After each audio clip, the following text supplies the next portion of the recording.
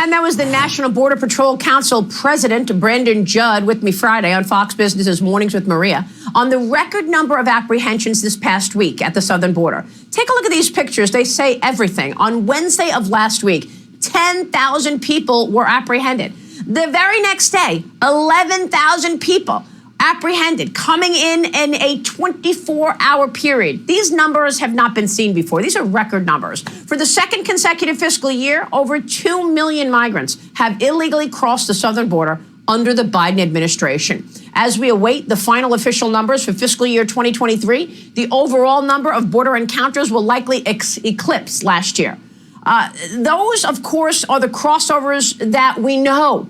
These are the people who were apprehended. These are not the gotaways, not the people who got in without getting apprehended. So the numbers are likely much higher than this. In addition to the surge in espionage activity from the Chinese Communist Party on U.S. soil, meanwhile, as well as the fentanyl epidemic with the underlying components coming from China, more than 20,000 illegal migrants from China have crossed the southern border, with House Homeland Security Committee Chairman Mark Green telling me that they are likely being directed by Xi Jinping to come into America, settle here, and then act as future saboteurs in America once he decides his next move, Xi Jinping.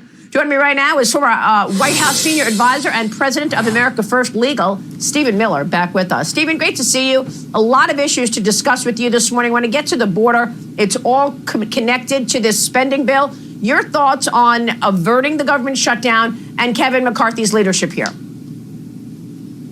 Well, I, for one, am not celebrating the fact that we have extended government funding without making any change at all in the direction of this corrupt government. I understand how we got to this point, but the tragedy is this.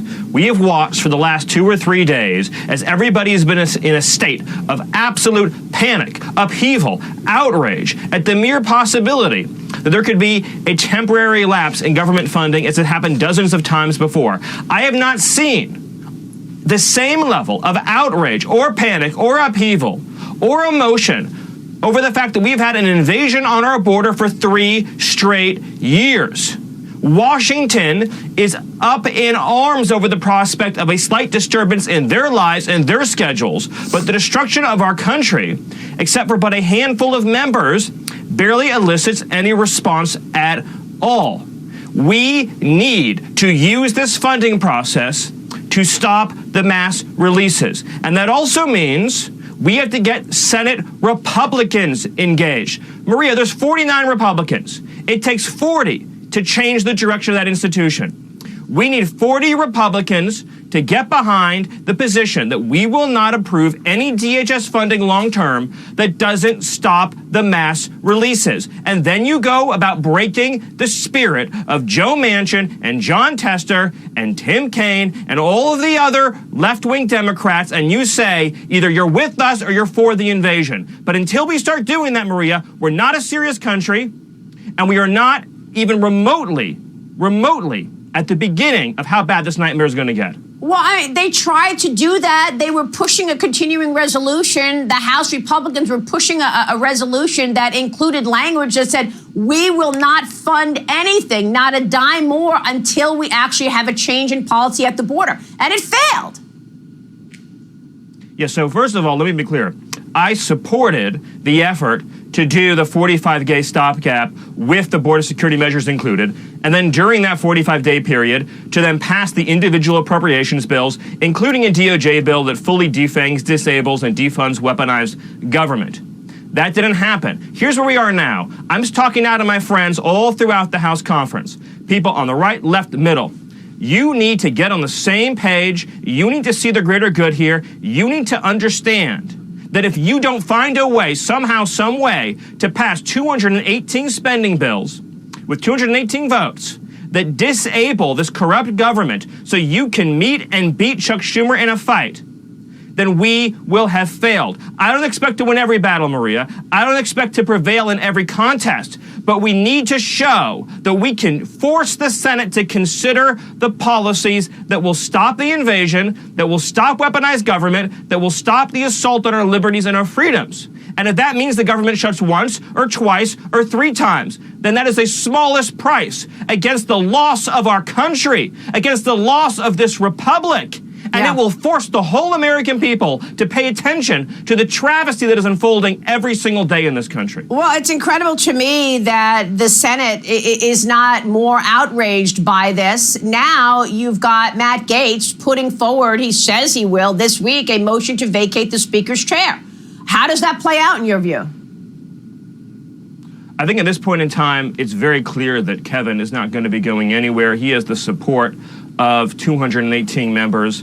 And I understand, and I need to help everybody rise above. I understand all the emotions that are playing out right now. But for the love of God, we are losing this country, and we are losing it fast. Republicans need to unify around the twin mission of stopping the open border invasion and stopping a government that has been weaponized against conservatives and Christians and anyone who does not subscribe to the tenets of the radical left. Yeah. And that means we need to get moderates on board and conservatives on board. And it even means that people are going to have to make compromises on spending levels to pass these bills. It means you're going to have to agree to spending levels you might not like, but to get the policy that you want. And then you need to get Senate Republicans, as I said, in the game, Maria. Yeah.